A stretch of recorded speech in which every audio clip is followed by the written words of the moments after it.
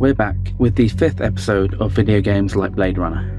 We've made it pretty far so far in this series. We've almost got the equivalent of one televised season. In the last episode I spoke about Remember Me, a cyberpunk themed game that I had wanted to try for a long time, and in this episode I've continued that trend by trying to play a few more games in this list. And as a lot of these games are shorter and more modern, I was able to scrounge them from Game Pass.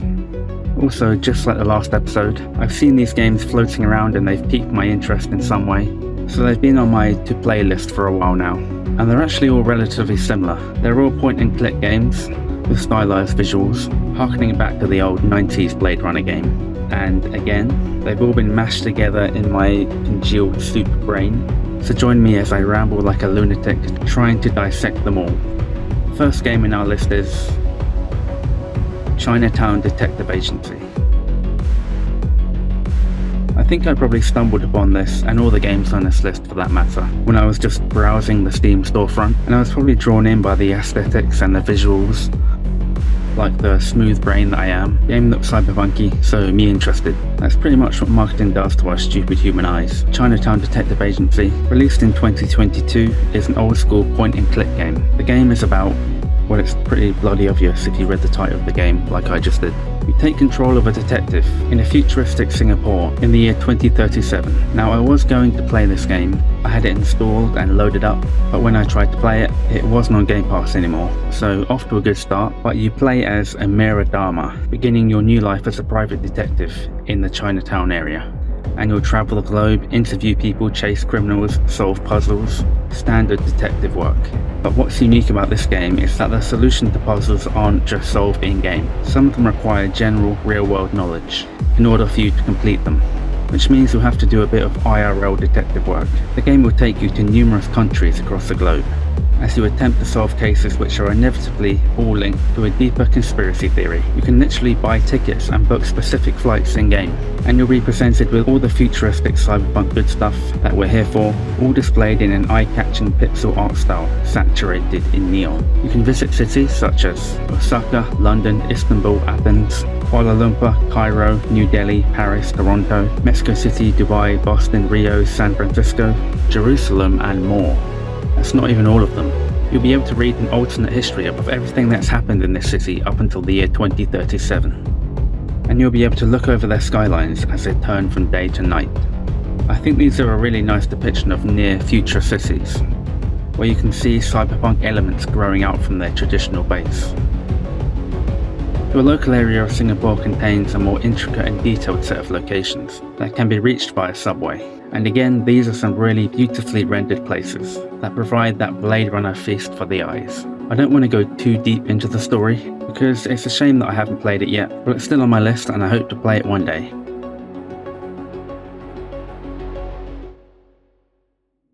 Our next game is Gamedec, a 2021 point-and-click game where you play as a Gamedec, a game detective, working your way through a plethora of virtual reality worlds, simulations where real people spend the majority of their life, attempting to escape them in some way. Set in Warsaw in the 23rd century, your customizable detective will be able to collect clues, make dialogue choices, and use skills that can be leveled up throughout the game to aid them along their way. The story will change based on the choices you make and the decisions you come to.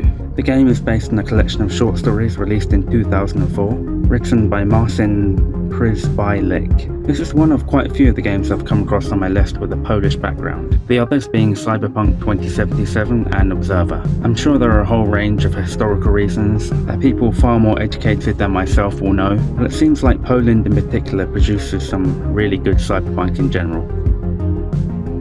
The next game is so indie that I couldn't even find a Wikipedia page for it, or the developers. Released in 2021, Lacuna puts you in the shoes of a typically hard-boiled, cigarette-smoking noir detective in the city of Louisville on the planet of Gara, a star system colonized by humans. You'll investigate, collect clues, and pore over everything to make game-altering decisions, in a gritty cyberpunk world displayed in 8-bit pixelization. There's also no saving function in this game, so make sure you come to the right conclusions.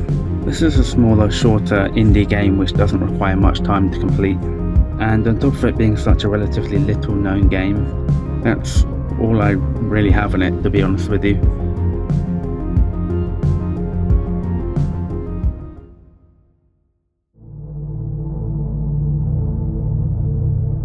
You wake up and experience consciousness.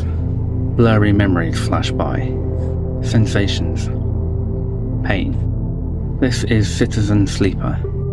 You are a robotic unit with the mind of a real human, owned by a megacorporation. In this world, AI has been outlawed, leading to companies skirting around this by having machines with a digitized version of a human consciousness, a sleeper. The point of you existing is to make a corporation money, a terrifying dystopian prospect with added body horror. You are inevitably used for indentured servitude until your unit escapes and eventually finds himself on a gigantic space station called the Erlin's Eye. However, should a sleeper try to escape, their body will begin to break down and decay, as well as bounty hunters being sent to speed up the process. This is all sounding quite familiar so far. Regardless, you try and carve out a life for yourself on the space station. The game relies on a tabletop-style dice roll system that drives the mechanics of the gameplay. You are given 5 dice to roll at the beginning of each day or cycle, with varying numbers indicating positive, neutral, or negative actions based on those numbers. And these are used for various actions throughout the cycle, doing jobs, activities, etc. You also have to keep an eye on your condition and energy levels. But of course, things aren't that simple. The number of dice you are allocated on any given day is driven by the condition of your body or frame.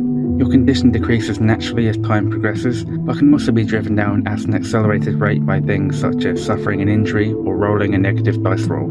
You can find fast ways to increase your condition, but they are available at an exorbitant price, for which you have to earn money, which means gambling with your condition further. And that's not even taking into account energy levels, which can increase the rate of your condition worsening, meaning you have to make sure you eat, which again costs money. And I know what you're thinking, this just sounds like real life. And it really does sound familiar. Personally, I have to do at least a couple of lines before these recording sessions to get me through. Reading out warm-up lines. On the face of it, this is reminiscent to Blade Runner, in all the obvious ways. The machine with a soul, escaping their creator, wanting to live their life, being hunted down. But on the more general cyberpunk front, this is more just depressingly like real life. You're brought into the world confused and you do the best with what you're given. You aren't completely in control of all of your circumstances, and you get into a loop where you work, then sleep, then work again. And it does remind me about how I would like to write and produce and make more videos, or any number of my other creative endeavors I enjoy, but it's often molded and skirted around the actual work that I have to do.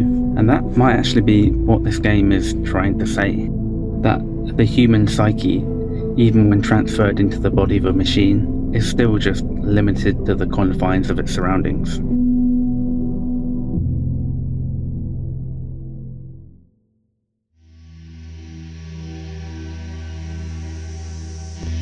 Picture this: dark stormy clouds above, a sea of distant city lights. A sudden burst of flames shoot out a giant metal pipe, and there are more, dotted around, dominating the landscape. Pillars of industry, standing like sentries on the open land. What would come to your mind when I describe this scene? The next game on our list is Norco. If Chinatown Detective Agency sparked my interest on first viewing, this game engulfed it in a ball of flame. Described as a southern gothic Blade Runner, this game truly does have an intangible about it. The first time I saw it, heard it, I got the sense there was something special here. Another point-and-click game released in 2022, set in the near future and in the real-life town of Norco, Louisiana. A far cry from the skyscraping cities of Los Angeles. Norco depicts an industrial hub surrounded by swamps and marshes. There are cyberpunk elements here, but it feels as though they're in the process of swallowing up the environment, as opposed to being already enveloped in it. The small town is being slowly digested by the corporations, sucking dry everything they once knew, extracting it into precious oil. Thankfully, I had this game on Game Pass and it was still available, so I began playing it last night as I'm writing this, and so far it's the wonderfully bizarre, enigmatic, atmospheric experience I thought it would be. Again, a game sporting a pixel art style. You find yourself not really remembering who you are or what's happened. All you do know is that you're back in your hometown after the passing of your mother. Memories serve as a key factor in this game, as you navigate your mind map in an attempt to connect together the messy web of your past.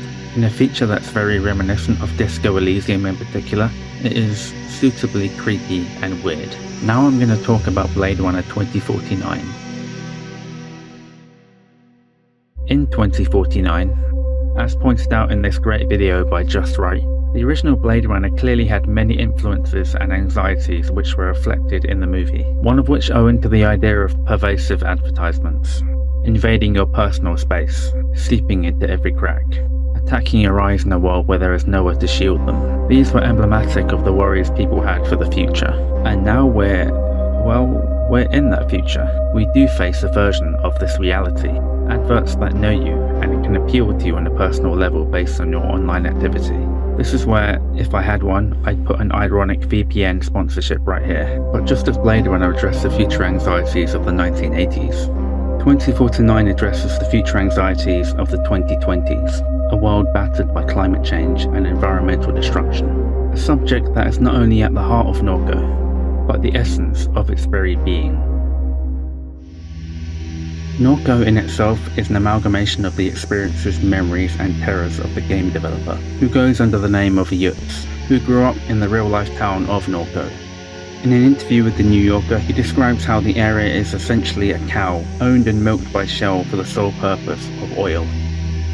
He reminisces about how he would sneak onto the manufacturing complex as a teenager, how explosions killed Shell workers, the shockwaves smashing their windows and covering their beds in glass. All of these aspects are experienced throughout the game, where a shady company called S.H.I.E.L.D. overtakes Norco with their petrochemical production. Oil refineries have made their appearance in Blade Runner and Cyberpunk 2077, and the idea of a gargantuan, morally questionable company like Shell rolling in and essentially taking over, causing the environment and its inhabitants to suffer, that is a very real dystopia.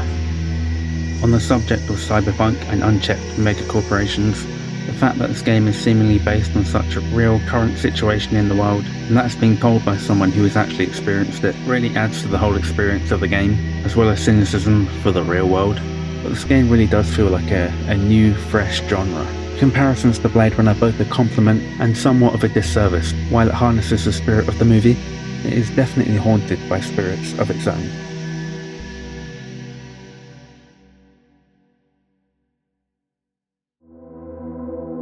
So that's going to be it for episode 5. I have the list ready for the next 2 episodes after this, and perhaps I'll find some games in the meantime to add to it. Of course, this series can't last forever. And while there will be new games that come out and potentially old ones discovered, there will come a time when I've covered most of the video games like Blade Runner. I do have a number of other projects that I'm working on that will hopefully become videos, if I ever manage to finish writing them. But in the meantime, thank you for still watching this series.